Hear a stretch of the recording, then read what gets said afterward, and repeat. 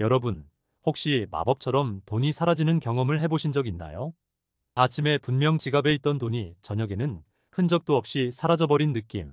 마치 돈이 발이 달려 도망가 버린 것처럼 말이죠. 구독, 좋아요, 알림 설정 꾹 눌러주세요. 인생이라는 긴 여정을 달려온 시니어분들께서도 이런 기묘한 경험을 한 번쯤은 하셨을 겁니다. 왜 돈을 벌어도 가난해질까? 라는 의문이 들 때 그 이유는 단순한 소비 문제를 넘어서 복잡한 경제 구조와 재정 관리의 문제일 수 있습니다.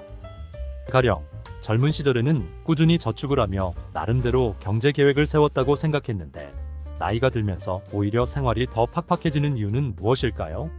오늘은 이 질문에 대한 해답을 찾아보려고 합니다. 첫 번째 원인은 생활비 증가입니다. 생활비는 마치 끝없이 부풀어 오르는 풍선과 같습니다. 전기, 가스, 수도 요금은 매년 오르고 식료품 가격도 꾸준히 상승합니다. 특히 의료비 부담은 나이가 들수록 커지며 이는 예상치 못한 질병이나 사고로 인한 병원비와 약값이 상당하기 때문입니다. 또한 자녀나 손주의 교육비 부담도 큽니다. 두 번째는 소비와 절약의 문제입니다. 소득이 일정하더라도 지출이 더 많으면 재정적 어려움을 피할 수 없습니다. 시니어분들은 생활의 질을 유지하려고 필요한 소비와 과소비 사이에서 고민합니다. 예를 들어 건강을 위해 영양제나 운동기구에 돈을 쓰는 것은 필요하지만 불필요한 물건을 구매하거나 자주 외식을 하는 것은 과소비일 수 있습니다. 어느 날 돈을 쫓는 쥐의 경주가 열렸습니다. 쥐들은 각자 작은 금고를 가지고 출발선에 섰습니다. 경주가 시작되자 쥐들은 열심히 달리며 돈을 모았습니다. 어떤 쥐는 가장 좋은 치즈를 사려고 돈을 썼고 또 다른 쥐는 고급스러운 집을 사려고 돈을 모았습니다.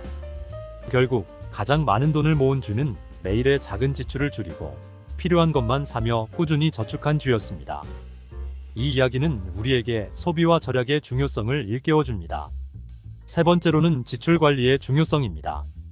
효율적인 지출 관리를 위해서는 먼저 지출 패턴을 정확히 파악해야 합니다.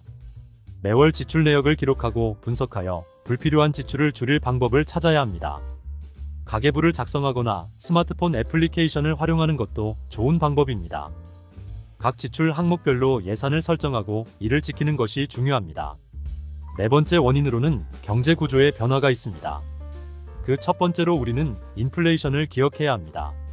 인플레이션은 물가가 지속적으로 상승하는 현상으로 동일한 금액으로 구매할 수 있는 물건의 양이 줄어듭니다. 10년 전에는 10만 원으로 살 수 있었던 물건이 지금은 15만 원이 되어야 살 수 있을 정도로 가격이 상승했습니다.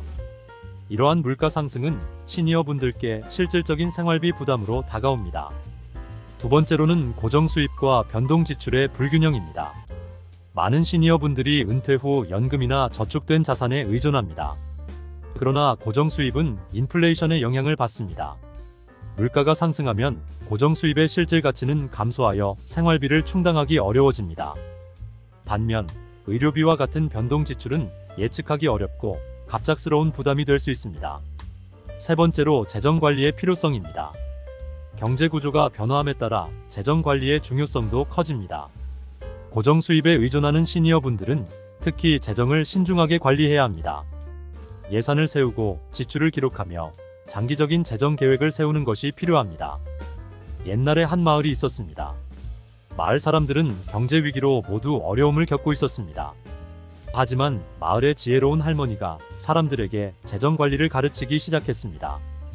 그녀는 사람들에게 매달 예산을 세우고 지출을 기록하며 저축을 하라고 조언했습니다. 마을 사람들은 할머니의 조언을 따르며 점차 경제적 안정을 되찾았고 마을은 다시 번영하게 되었습니다. 이 이야기는 재정 관리의 중요성을 상기시켜줍니다. 네 번째는 재정 교육입니다. 재정 교육은 개인의 재정 관리 능력을 향상시키는 데 중요합니다.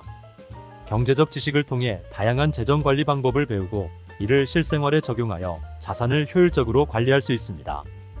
재정 교육 프로그램에 참여하거나 관련 서적과 자료를 통해 지속적으로 학습하는 것이 좋습니다.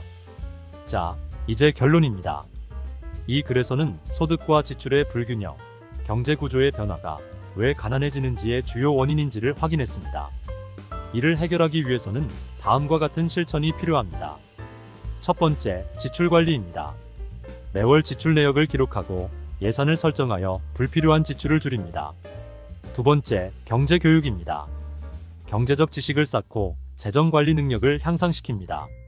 세 번째는 장기적인 재정계획입니다. 은퇴 후에 생활비와 의료비를 고려한 장기적인 재정계획을 세우고 실천합니다. 돈을 벌어도 가난해지는 현실은 누구에게나 닥칠 수 있는 문제입니다. 그러나 지출을 효율적으로 관리하고 경제 구조의 변화를 이해하며 철저한 재정 계획을 세운다면 이러한 문제를 극복할 수 있습니다. 시니어 분들께서도 이 글을 통해 자신의 재정을 다시 한번 점검하고 더 나은 경제적 안정을 위해 실천할 수 있기를 바랍니다.